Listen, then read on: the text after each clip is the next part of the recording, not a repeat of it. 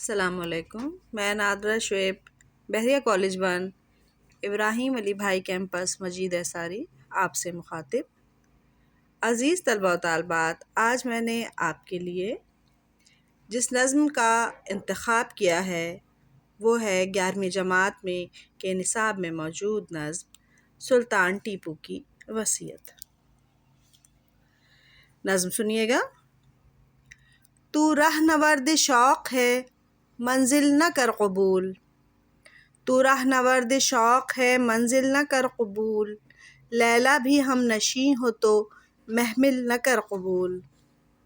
اے جوئے آب بڑھ کے ہو دریائے تند و تیز، اے جوئے آب بڑھ کے ہو دریائے تند و تیز، ساحل تجھے عطا ہو تو ساحل نہ کر قبول۔ کھویا نہ جا صنم کدے کائنات میں، کھویا نہ جا صنم کدے کائنات میں، محفل گداز گرمی محفل نہ کر قبول۔ صبح ازل یہ مجھ سے کہا جبرائیل نے، صبح ازل یہ مجھ سے کہا جبرائیل نے، جو عقل کا غلام ہو وہ دل نہ کر قبول۔ باطل دوئی پسند ہے حق لا شریک ہے، باطل دوئی پسند ہے حق لا شریک ہے، شرکت میانہ حق و باطل نہ کر قبول۔ علامہ اقبال کے تعارف سے آگاہی حاصل کرتے ہیں۔ ڈاکٹر محمد علامہ اقبال 9 نومبر 1877 کو سیالکوٹ میں پیدا ہوئے۔ آپ نے BA اور MA لاہور سے کیا۔ کیمبرج یونیورسٹی سے فلسفہ اخلاق اور میونخ یونیورسٹی سے ڈاکٹر آف فلاسفی کی ڈگری حاصل کی۔ حکومت برطانیہ نے آپ کو سر کا خطاب دیا۔ 1930 میں نئے وطن کا تصور دیا۔ 21 اپریل 1938 میں اس دار فانی سے کوچ کر گئے۔ آپ بچپن سے ہی علم و ادب کی طرف راغب تھے۔ اس پر مولوی میر حسن جیسا جوہر شناس استاد گویا جوہری کو ہیرا مل گیا، جس نے اس ہیرے کی تراش خراش دل و جان سے کی۔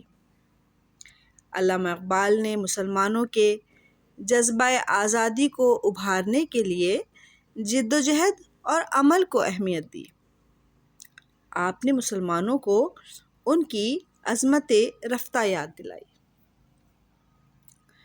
علامہ اقبال کی مشہور تصانیف میں سے چند دیکھیے: بانگ درا، بال جبریل، ضرب کلیم، اسرار خودی، رموز بے خودی، پیام مشرق، زبور عجم، ایران میں ما بعد الطبیعیات اور علم الاقتصادیات اہم ہیں۔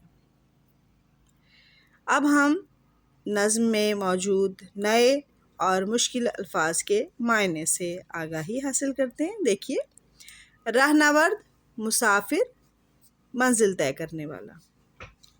ہم نشیں ساتھی یا دوست کو کہتے ہیں، جبکہ محمل کجاوا یا ہودہ کو کہتے ہیں۔ جوئے آب نہر کا پانی اور صنم کدہ بت خانے کو کہا جاتا ہے۔ محفل گداز محفل کو پگھلانے والا، جبکہ گرمی محفل دنیا کے عیش و عشرت کو کہا جاتا ہے۔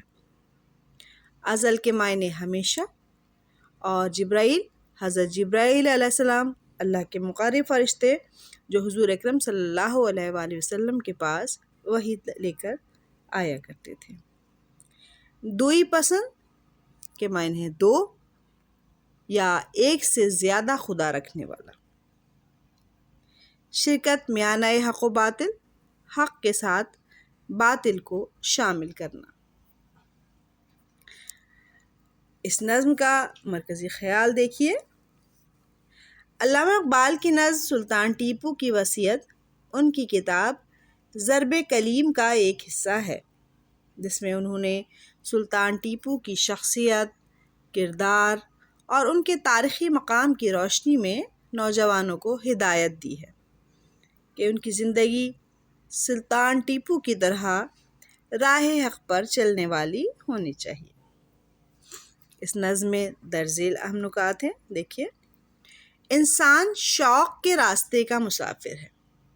جستجو، جد و جہد، حرکت اس کی امتیازی خصوصیات ہیں جن کو کسی قیمت پر ترک نہیں کیا جا سکتا۔